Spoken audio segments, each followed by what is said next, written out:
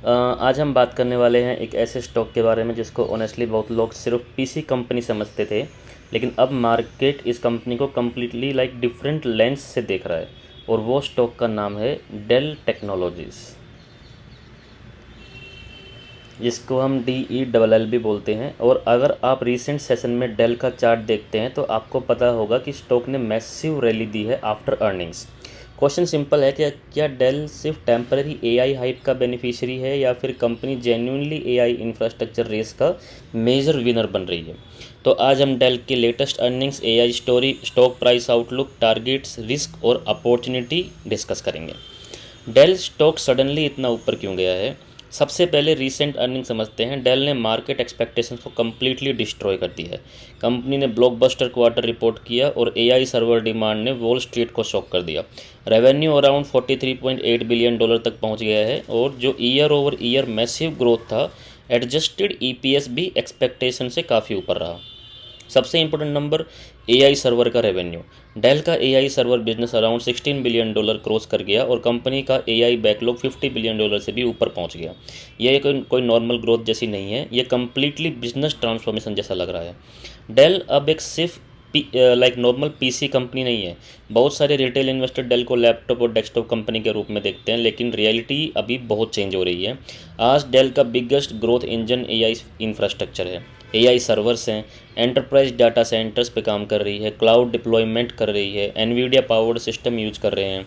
और इसी वजह से मार्केट डेल को एक एआई इकोसिस्टम प्ले के रूप में री रेट कर रहा है। इंटरेस्टिंग बात यह है कि डेल का एआई सर्वर रेवेन्यू अब कंपनी के ट्रेडिशनल पीसी बिजनेस को चैलेंज कर रहा है। मतलब एआई बिजनेस साइड स्टोरी नहीं है अभी नॉर्मल, ये कोर ग्रोथ इंजन बन रहा है डेल का। अभी करंट स्टॉक प्राइस अगर आप देखेंगे लिए तो करंट स्टॉक प्राइस अभी $420.91 के पास चल रहा है। After market it is hardly 0.13% negative.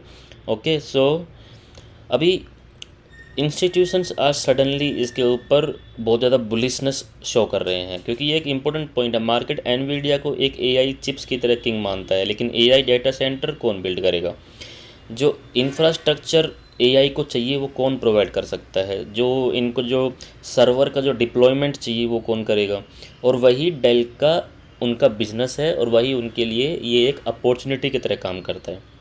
Company ने एआई रेवेन्यू फोरकास्ट भी अग्रेसिवली रेज किया है और मैनेजमेंट अब रफली $60 billion AI server revenue target discuss कर रही है अभी।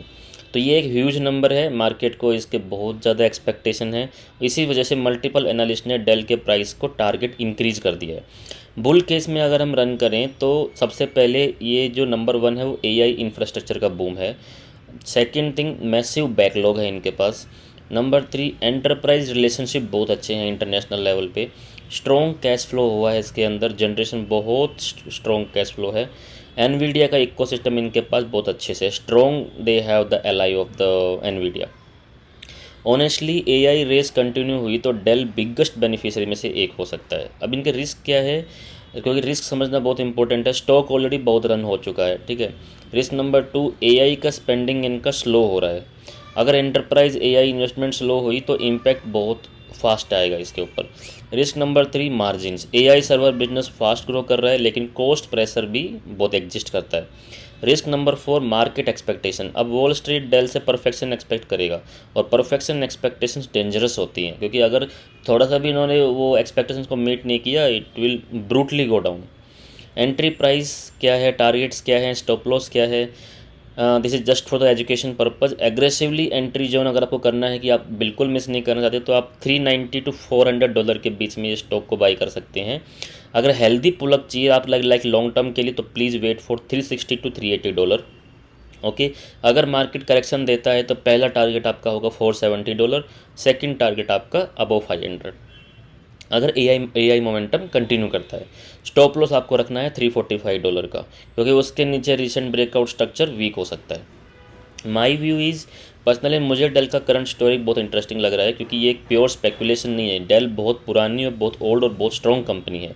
इनका रेवेन्यू रियल है, इनकी डिमांड रियल है, इनके जो एआई के ऑर्डर्स हैं वो भी रियल हैं और कंपनी एक्चुअल एजुकेशन डिलीवर कर रही है। लेकिन प्रॉब्लम क्या है, स्टॉक अब चीप नहीं है। Market already future growth aggressively price कर रहा है, इसलिए फोमो में बाइंग अवॉइड करनी है आपको।